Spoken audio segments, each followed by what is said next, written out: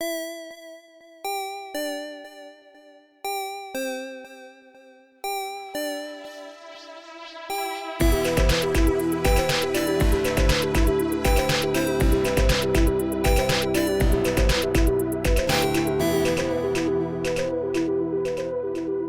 Jake, I got a question for you. Okay.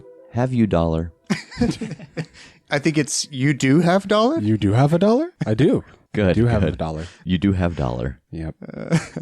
For all of you wondering What a why, dumb way to start. finally got on Profound. What Profoundly? Something like that? Like the thing on Facebook where you ask people anonymous questions. And first question I asked Jake was, do you have a dollar? But whenever I sent it, I apparently didn't check to see if it was grammatically correct. And instead it was, you do have a dollar? Question mark? That was my first question when I sat down. Was just like, somebody sent me this and it doesn't make sense. And TJ just looks over and goes, it was me. And it was with such certainty that I didn't believe him. Yeah. That was his first question, so Jake just sat down and deleted the app right away. Earlier this week, Rachel posted that we are looking for some artists again. If you are an artist and you would be interested in taking a stab at our banner, take a look at our banner and see if you've got a take on it, a spin on it. We would love to see your art style. Send us a message and let us know about your commission price. And if you have an idea, or we can brainstorm a little bit. We're trying to build up a plethora of banners so we can kind of cycle through them. The ones we've gotten so far, we love, and we would like to keep building that up, especially as much as we can through artists that are in our listening community. And if you don't want to take a stab, you can take a bludgeon or a slash at it too. Yeah.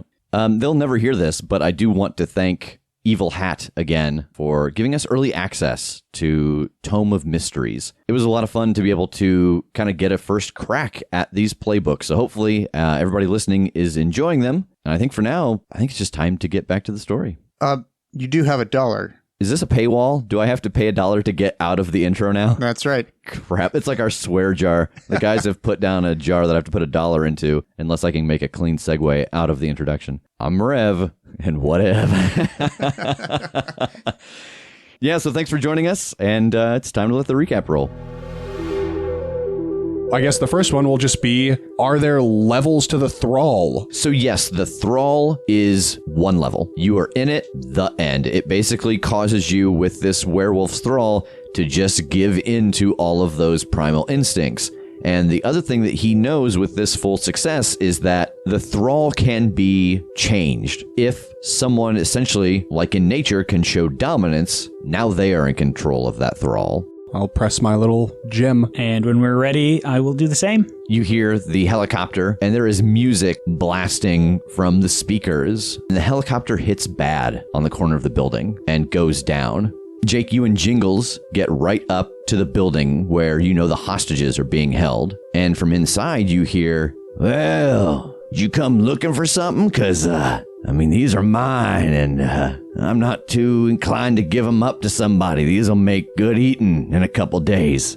The other group crest the stairs on the pavilion and start to run down. And a werewolf comes from the back onto the center stage, and they sniff and look all three of you up and down. And then they say, well, did IPT send me some new recruits? And the realization hits the three of you that the voice of this werewolf belongs to one of the men you're here to save.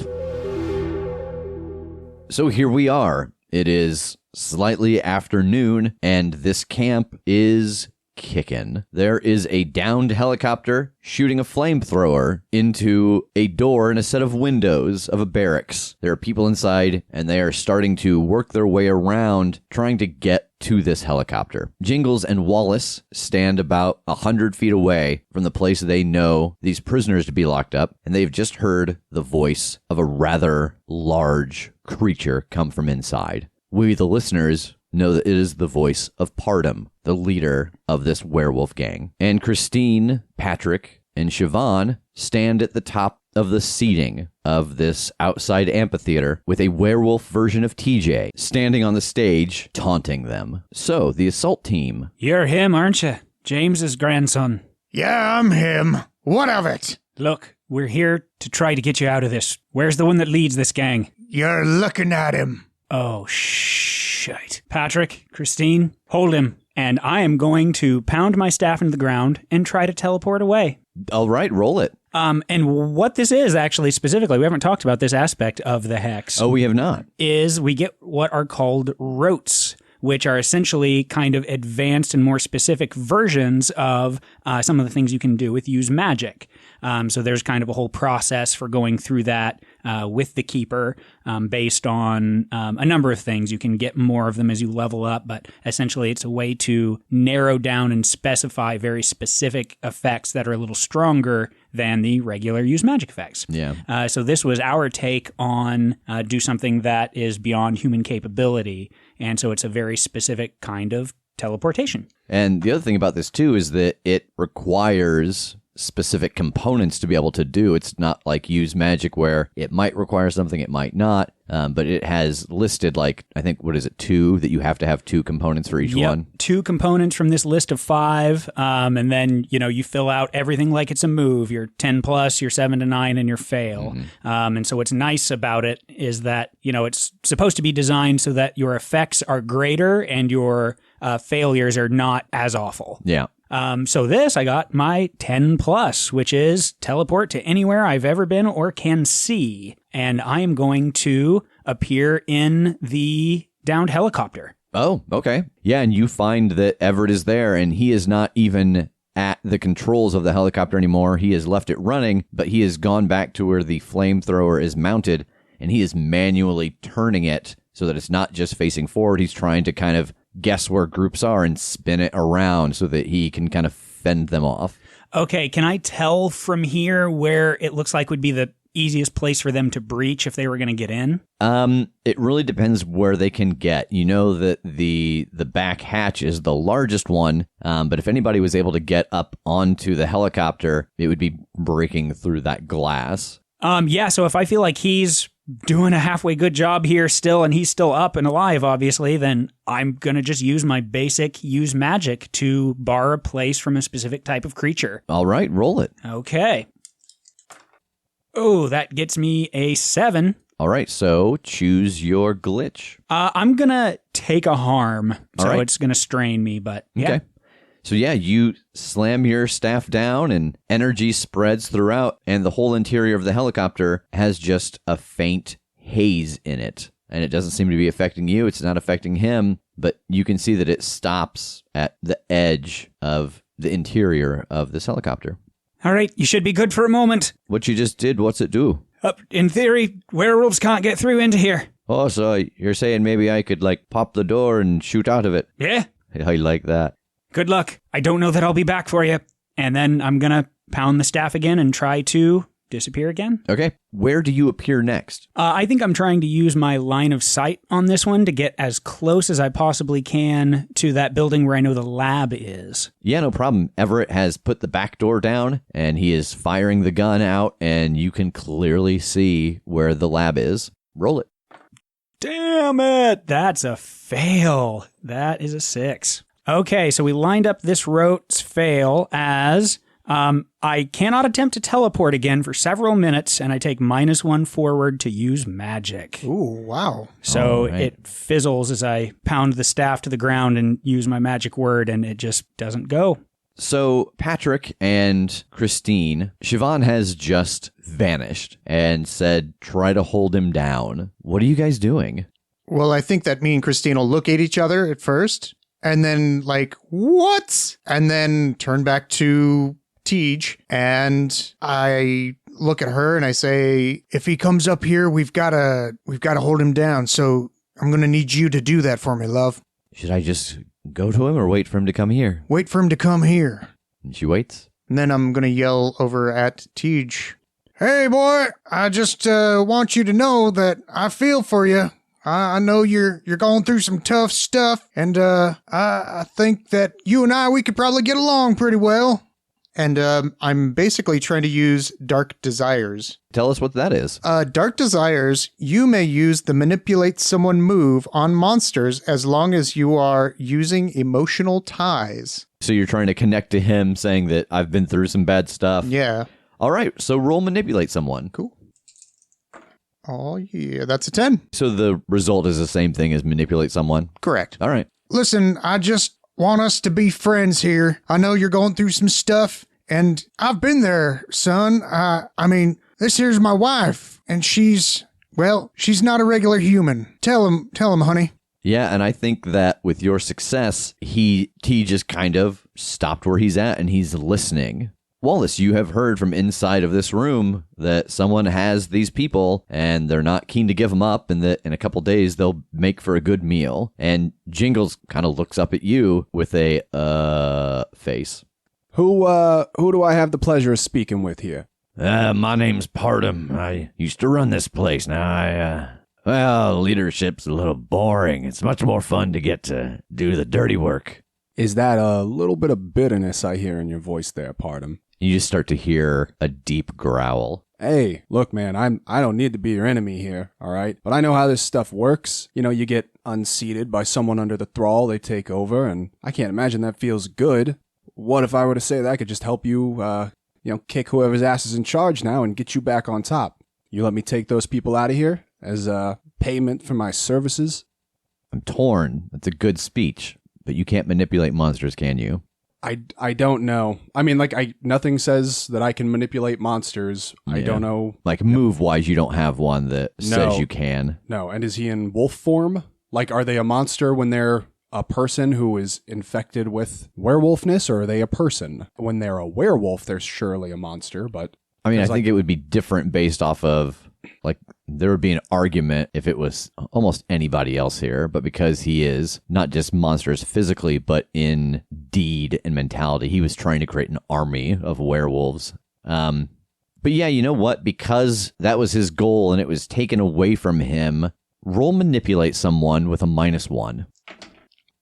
7. Because as long as I'm following my code, I have a +1 ongoing to manipulate someone. So that balanced me out there and kept me from failing.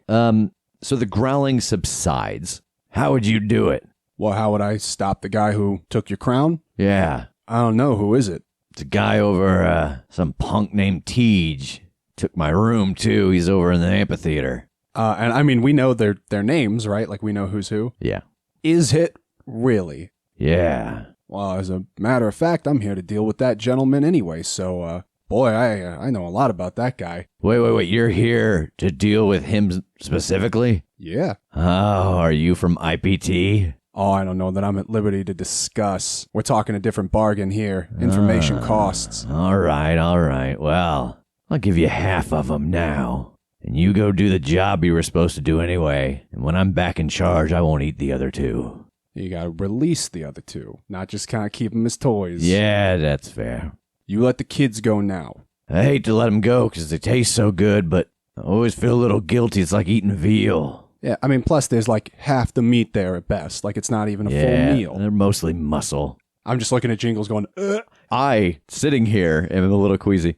You hear some movement inside, and then from around the corner of the building come 2 kids, 2 girls, one of them with red hair and one of them with blonde hair, and he's not far behind them, and he's big. He is almost 7 feet tall and 4 feet at the shoulders, broad.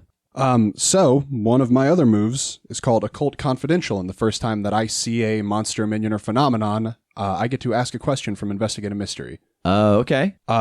What is being concealed here? There isn't really a lot actually in this moment being concealed, but you get this strange impulse that if you fail, the 2 that you are taking with you won't be able to escape him, that they will end up back here again. Damn.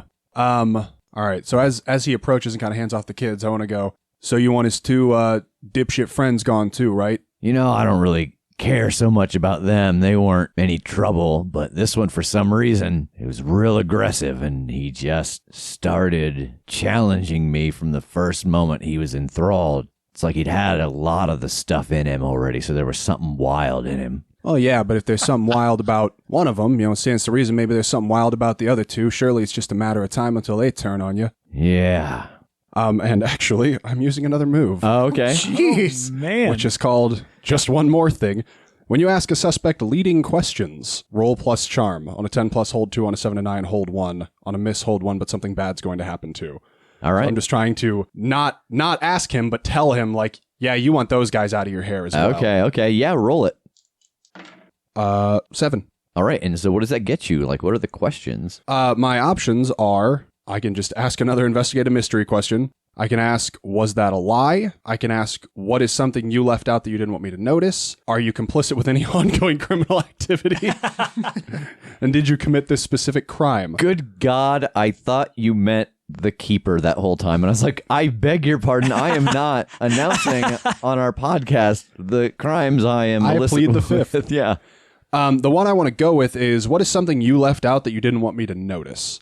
So in that kind of vibe I got about what's going to happen, like, elaborate. Like, what is he kind of keeping from me? Yes, the thing that he has done as he approached that he didn't want you to see is because of the direction of the wind, he has your scent. And so you feel like that over a pretty great distance, he could track you. And so them as well, like he knows their scent. Yes. Even if I separate from them. Yeah, correct. That he could track anybody down that he has had a good whiff of. Yeah, don't worry about it. I'll take care of the other 2 while I'm at it. Get all these damn rugrats out of your hair. All right. And, you know what? You get me back in charge and you get rid of all 3 of them. I'll, let's just say the monarchs of the moon will owe you one.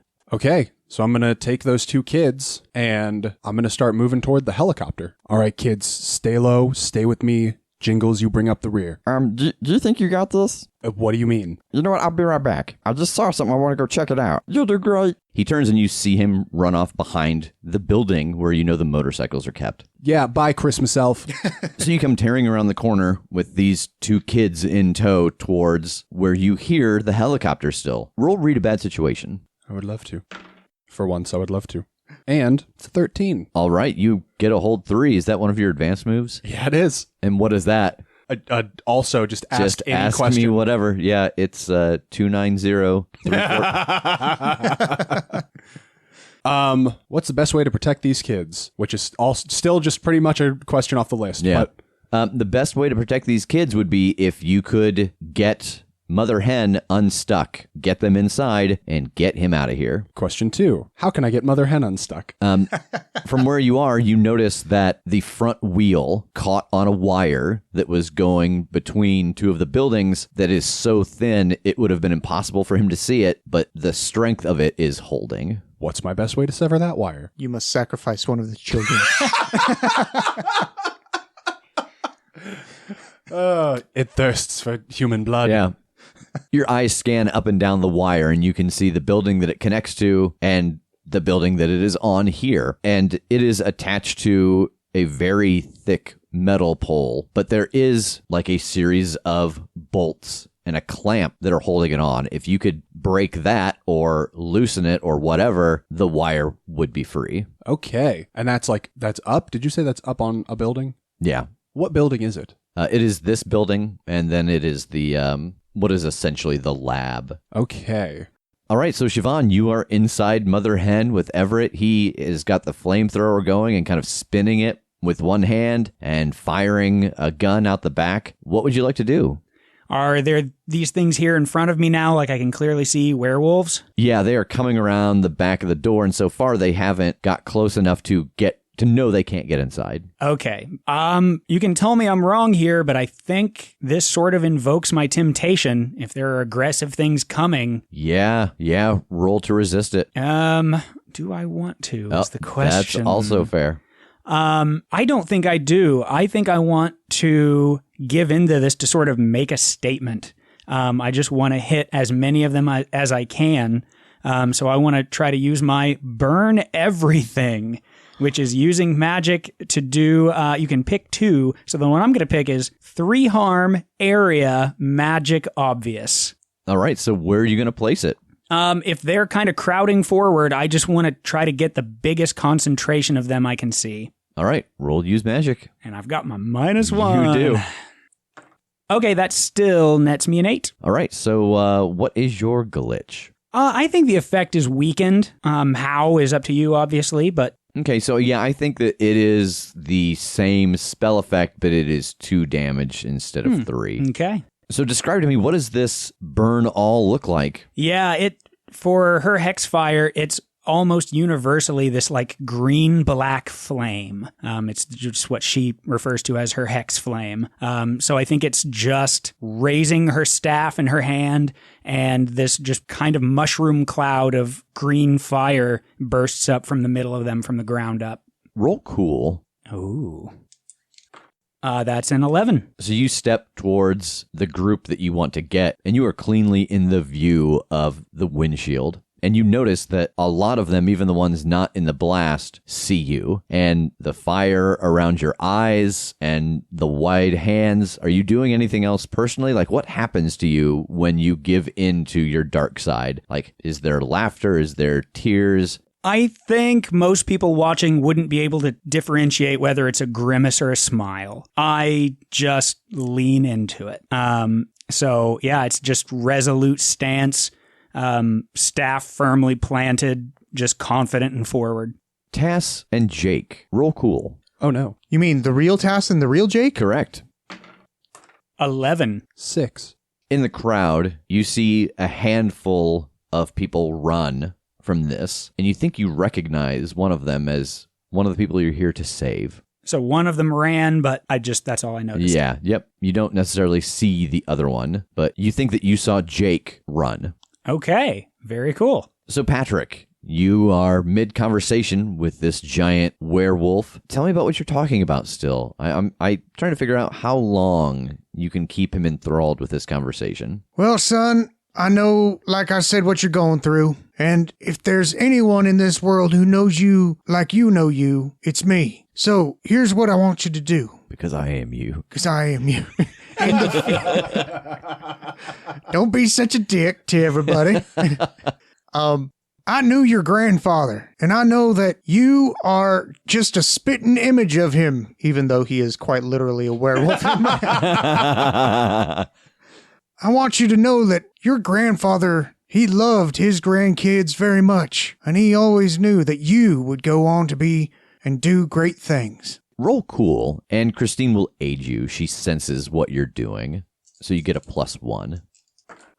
8. As you're having this conversation with him, the sounds of people fighting and music blaring hit him for the first time, and you get the feeling that he's starting to get distracted and that talking to him may not last too much longer to keep him here as opposed to going and checking out what's happening. Then I want to go ahead and use my move called Monster Empathy. All right, what does that do? When you try to work out what a supernatural creature desires, roll plus charm. On a 10, hold 2. On a 7 and 9, hold 1.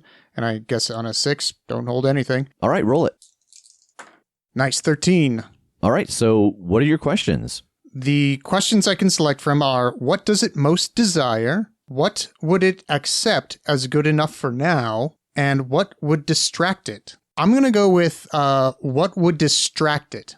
If you could tell him some stories, specific stories about his grandfather, it has been such a big thing for him, never knowing him, but knowing that somehow they share a path in being able to deal with this strange mix of magic and technology, that part of his humanity is still there, because you kind of saw him perk up when you said that he's like his grandfather. Nice. And just so I don't waste one of these, what does it most desire besides stories about Pappy? From the little bit of talking that you have done with him and seeing him react to, again, the story of his grandfather, it's a strange mix that you get because he is seemingly the leader here, and he doesn't seem to be repulsed necessarily by the form that he is in because it is strong and it is fast. But you can tell that the way he moves his fingers when you start talking about his grandfather, that it's almost like he's missing some of the dexterity or the very fine movements that allowed him to work on the different forms of technology,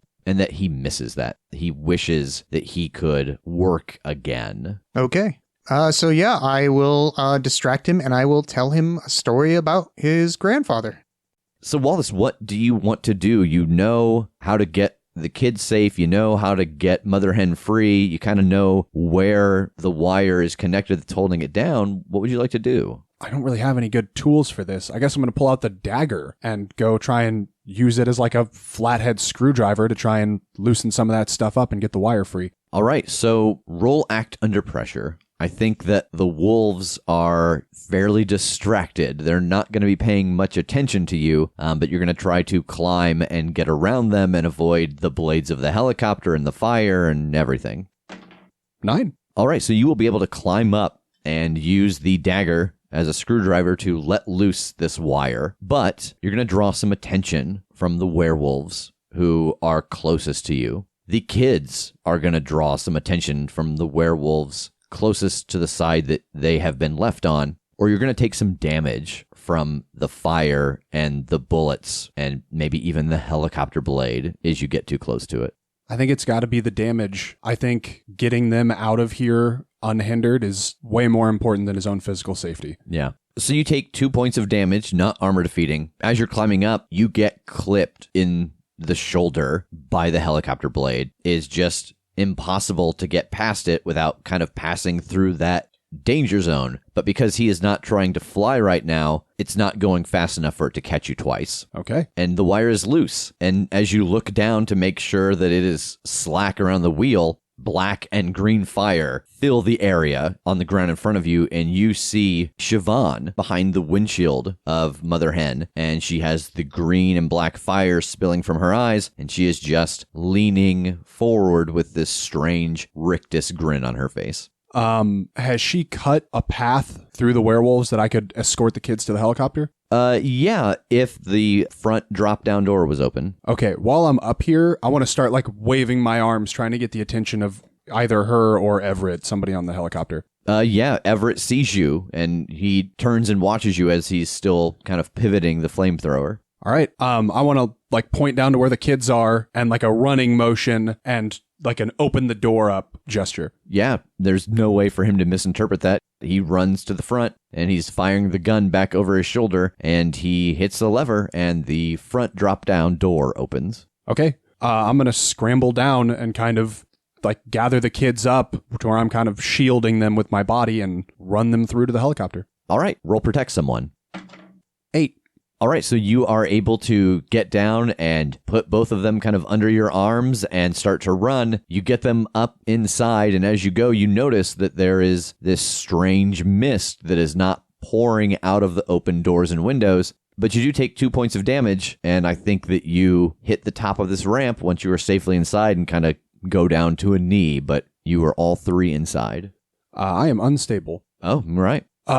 You gotta get this thing in the air, get these kids out of here. I cut a deal, sort of, with the werewolf that used to be in charge, that he'd let the kids go if I shut TJ down, and if I got him and all of them, all these guys that were here for out, then he'd let the other 2 people go, and he'd be back in charge. And I was lying out my ass, but he will find us and these kids if you don't get him out. Wait, shut TJ down. What's TJ got to do with it? Evidently he's the alpha now. Oh. Yes, well, I've got a thought on that, but Wallace, open up. And I actually pull open my spell pouch, and I take out a little strip of leather and a tooth.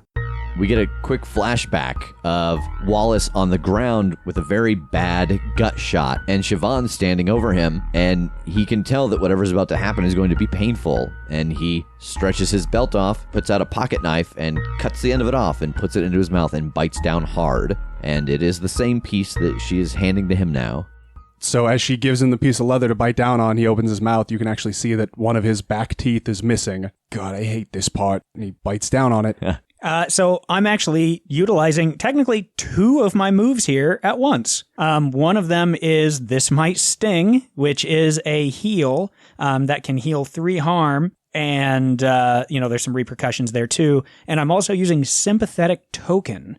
So as long as I carry a personal object belonging to someone, such as a lock of hair or toenails or anything else like that, I get a +1 ongoing when I use magic against them or for them. So that's what that tooth is for. Okay. It's something that I've had from him in my creepy spell pouch. All right, roll it. Okay. Ooh. Okay, no, that's good. That's fine. Yeah, with the +1, that got me to 7. So that is the healing of 3. But also leaves a gnarly scar. I think that as you lay your hand on his back to try and heal the damage that he has taken, we see that black-green fire roll from the top to the bottom of each wound, and there's a fairly thick layer of scar tissue at each of the places where his shirt has been torn from the claws and the bites he took outside. You okay? Yeah. Pull the strip of leather out and another tooth comes with it. That's the price you pay. So, where am I headed to? What are you folks going to do? We've got to get back down there. You coming or are you staying with the kids? I think about that hard, and I kind of look at Everett for a second, and I'm kind of measuring how I feel about him. In that long stare, we get a brief glimpse inside of Wallace's head, and what we see is he and Margaret talking pretty quietly, but you can tell that they're both upset. At the end of the conversation, she turns and walks away, and she actually climbs into Mother Hen, and he stands with this sunset behind him, watching Margaret fly out of sight. I'll go with you. All right, so I assume we're moving, like the helicopter's going by now? He is not gone yet. I don't think he knows if you guys want to get out. They're still pretty crammed in, like they're trying to get in though still, right? At this point, between the fire and all of the damage, it's probably about a fourth of them left. Half of them have been killed because you have made this place impenetrable, and the other half fled at your display of magic. So it is still not a small number. There's probably 25 left. Oof, okay. All right, Everett, get her moving. And I'm going to put a hand on Wallace's shoulder and try again to teleport and get some distance, like still stay line of sight, but just all the way across towards those other buildings so that there's a big chunk of ground between us and the gang. He starts to raise all of the doors and starts to try to get the helicopter to lift off, and he has no problem. You are airborne. Roll your teleport. Okay. Oh, man. Okay. So, mixed success means that I can't take somebody with me. Let's talk about luck mechanics, shall we? Oh, yeah. So one of the things that we actually did not talk about much at the beginning of this, and this is my bad, but we have been fortunate enough to be a part of a thing with Evil Hat where they give early access to their games. And so we had an opportunity to read over this book a while ago, and we didn't imagine actually we would be using it. These characters in this story is kind of a happy accident as episode 50. But one of the new mechanics that they introduce in the Tome of Mysteries are ramifications for the use of luck for everybody, not just the Chosen. The Chosen, when they use luck, part of their destiny comes calling, which we saw with Tass and with Koshe. But now everybody's got one. So what is your luck ramification? Right. So it feeds much more into this idea of, causing more danger based on this magic that the hex does. So it reads as, when you spend luck until the end of the mystery, backlash on your spells will be extra nasty. Oh, all right. Which it's already kind of nasty, so that's interesting. It's amazing we haven't had one yet. He said accidentally jinxing the table. Yeah, no kidding. Accidentally. Wink. So I got you all those metal dice because I put magnets under the table. It does hell with the microphones and the recording equipment. But I think it's worth it in the long run. The need here is dire, so I am going to spin that luck to get a full success so that we are both down on the ground with a good chunk of distance between us and the wolves. All right, so you both appear right around outside the building that you think the lab is in. It is kind of the furthest building away from where you are. It is closer to where you know that you left TJ with Christine and Patrick, but you are on the ground again. All right, they're over at the amphitheater. I'm going to try something, so don't stay here. And I'm going to start drawing on the ground. Okay. I'm going to get up and how far? How far do I need to retreat? Just don't be here. Just go. I'll catch up. I'm going to go. I don't know where to go now. I'm going to go in the lab. So Wallace, you push open the doors to the lab and you kind of see exactly what you have seen at other locations when you have come into a place where gangs are active. It is a bunch of stolen and makeshift equipment used to create drugs. There are tables, there are scales, there are tons of beakers and Bunsen burners, everything. Just think of any of the main scenes from Breaking Bad is what the inside of this looks like. Is it occupied right now? It is not right now. Perfect. I am going to pull out my camera and just start snapping photos of everything, and I'm going to start collecting materials, like samples of whatever they're making, whatever they're using to make it. Like, I know that part of this is probably to reverse this process and purify the serum again. So I want to start trying to collect what I think they're using to taint it. All right, so back to Patrick. You have been doing an amazing job of keeping TJ at bay with stories of his grandfather and connecting to him on a level as a monster, so much so that you're pretty close to switching romantic partners. Oh, no. And then you create a time paradox. Oh, God. It's like when Fry becomes his own grandfather. Oh, yeah. Well, I want to come back to you, but I'm not even sure what to do because you have succeeded on all of your roles, and there's really nothing to take him away from this because you found exactly what he wants, and you can deliver it for a very long time. So I feel bad not coming back to you, but I don't think that there's anything to come back to right now, unless you're going to change your tactic. You know, after I think a while of telling him stories and everything, I could probably just sit down with him like, so why'd you go ahead and become a werewolf? Is there any way you can change back into your normal self? Yeah, but unfortunately, I just look like the kid from Teen Wolf. So, I mean, as cool as that sounds, it's not as good as in practice. I mean, look at me, though. I mean, I'm a specimen. What I'm gathering here is that you're trying to get him to switch forms. Yeah, correct. That way he's more easier to manage. And then also I'm trying to help him to embrace his humanity more than the monstrous side of him. Okay, and I think at this point that Christine has come down closer and she is sitting and she's adding into the story from her own experiences as, you know, a creature. So roll your move that lets you manipulate monsters. That would be Dark Desires. Is that with a +1 from Christine with the help out? Yeah, I think she's still helping out. Okay, that would be a 9 then. So you can tell he feels a little uneasy about changing back, probably because of just the possible confrontation of the alphas or being seen as smaller and weak. So he will change back to continue to have this conversation with you. But as odd as it sounds, he wants you guys to go to his room with him because he wants to be in a place where he's just not in public. It sounds like an indecent proposal. I promise it's not. Yeah, I guess so. You want to show me your room? You want to show me your Nintendo or something like that?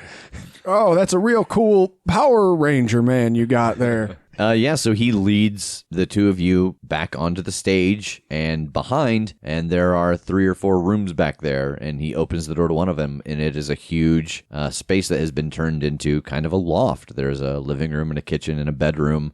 It is like a suite, oddly enough. You can tell that some people spent a lot of time building this, you know, altering the inside of it. And you guys get inside there, and he sits down on a chair, and you see him strain a little bit, and he changes back. He doesn't look like the image that you guys were shown by Jingles. He's still a little bit more muscular, and he's got more canine features still. He's covered from head to toe in fur. Siobhan, you have just seen Wallace run inside. You have started to create a pattern on the ground. What are you up to? I am invoking another one of my rotes. Okay. So as I do so, I'm making this very specific symbol on the ground, kind of a big circle with some designs in it. From my spell pouch, I am pulling out a dried up old scale that's about the size of a silver dollar, and throw that down into the circle, and I'm going to try to roll this magic. All right. Roll it. Like you say scale, like a dragon scale? Yeah, like a lizard scale. No, like a Weight Watchers. Yeah. Okay. Like the kind that calculates your BMI and stuff. No, of justice. Mm-hmm. Oh, right. Yeah. Oh, yeah, baby. That is 11. All right, so your magic works exactly as you desire. What happens? I finish that spell and invoke the name Terrakos the Inhaler, and a creature splits through this symbol and comes up out of the ground. It's low to the ground and very lizard-like, almost like a crocodile, except the head is much shorter and rounder, and it's just like the maw is just teeth. There isn't like lips and teeth underneath, like the skull is shaped so that these just fangs curve down off of its just cheeks and face. Ugh. It's got 8 stubby little legs and this big thick tail that curls up around like a scorpion tail, except instead of any kind of barb or anything at the end, it's just a circular gaping mouth. And it looks thick enough to literally grab and probably suck in humanoid figures. And as this creature breaches the rift and starts to come through again, we are in the past. And we see Siobhan watching the rest of the team load a stretcher with a white sheet over a form onto Mother Hen. And she's neutral. She is blank-faced as she watches. And then she turns back and she sees this grotesque monster that we know as Terrakos laying on the ground dead. And she moves over to Terrakos, and a dagger appears in her hand, and she reaches down and she cuts off one of its scales. And she looks at it for a moment, then spits on Terrakos and tucks the scale into her components pouch and walks out of the room. So it looks up to me expectantly, and I just point to the werewolves and say, "Have fun, dear." And it snaps its creepy, lipless mouth and starts to move pretty quickly for something with such stubby little legs. And as I see that it's doing what I want, which for the sake of this rote is just he attacks my enemies, I'm going to turn on a heel and run into the lab as well. I specifically, I'm kind of ignoring all of the sciencey stuff. I'm looking for crates or anything at all that would have vials of werewolf serum. Yeah, you were able to find some no problem. You see that Wallace is inside taking photos and taking samples from what is essentially the front of the line, where things are being mixed, where components are being added. And you see a bunch of black crates at the end filled with werewolf serum vials, and even some on kind of like cooling trays on the tables at the end. So technically I was part of the team that made the serum in the first place, right? Yeah. So, I mean, I assume it hasn't changed enough that I don't, like, I guess what I'm asking is, do I know the properties of this stuff? Like, just what all it can do, the like limits of use, just any of the little nitty gritty. Is that all still the same? Yeah, I think that you guys had enough trial and error with it that you guys had mentioned before that you knew about the ramifications of taking too much. Sure. So I imagine that those of you who helped create it know, if not everybody, since, it was a, hey, be careful with this, because it seems like everybody in the team used it at one point or another. Cool. Okay. I'm going to just gather up a big handful. I'm going to kind of count out about 7 of them, and then as an afterthought, grab an 8th. Okay. And then just start rushing for the door. All right. You see her come in and run down to the end, grab some serum, and start to run out. What are you doing? We've only got a few minutes. The other boys outside will be distracted for a few. We've got to deal with the alpha. And that means nothing to me as she runs out the door. Yeah. What do you do? Are you just keeping on? Have I collected an amount that I feel is sufficient? Yeah, I think that I think that jumping around and putting your 2 narratives together in this moment, that you've had enough time while he summoned this creature. Okay. I want to start a big fire. Yeah. Tell me how.